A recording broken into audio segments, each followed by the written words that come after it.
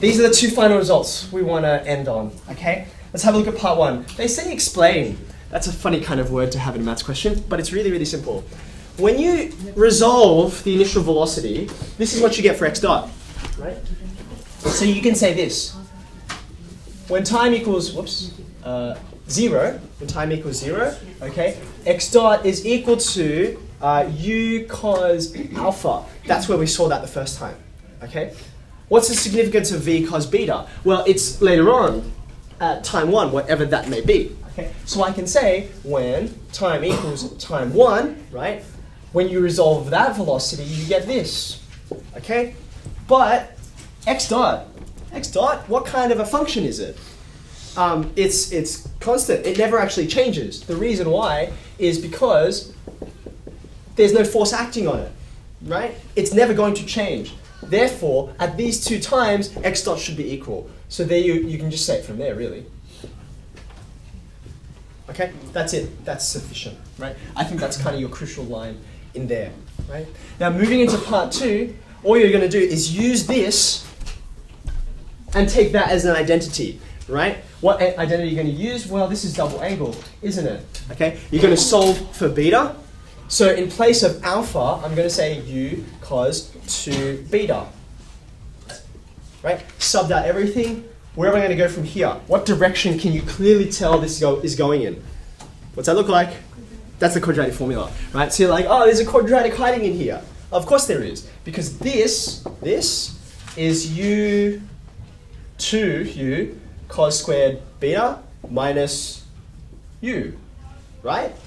Yeah, there's your 2 cos squared beta minus 1, and that's v cos beta. You rearrange to make your a, b, and c for your quadratic equation clearer, and then you solve for cos beta.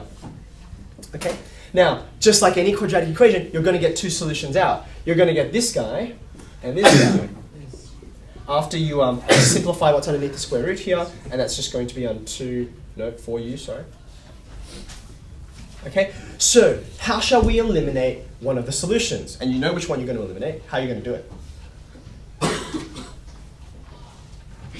It's very similar to this, right? There are restrictions on here. You just need to identify the right ones, okay? So I already know, right, that beta, what restrictions do I know about it? I think that beta, sorry, I need more space. Beta is restricted between what values? 0 and, now I want a restriction that is helpful to me, right? I want that one that's helpful. I want to get rid of this v minus solution, right? In other words, I want the positive one, okay? So a restriction that will help me here is going to be, rather than 0 is less than beta, which is less than alpha, which is like, well, I don't know about alpha yet either, I should just say it's less than pi on 2.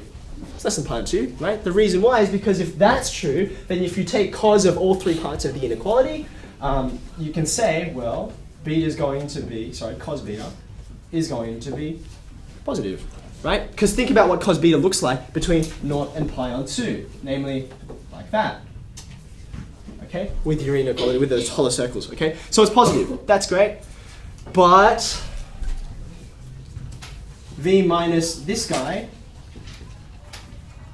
is negative, right? That numerator there, that particular numerator out of the two solutions, okay? Therefore, since I know that it's meant to be positive, but this is negative, I have to reject that solution, okay? It's not going to work. So I can say cos beta is the positive one only, and then you can take cos inverse of both sides.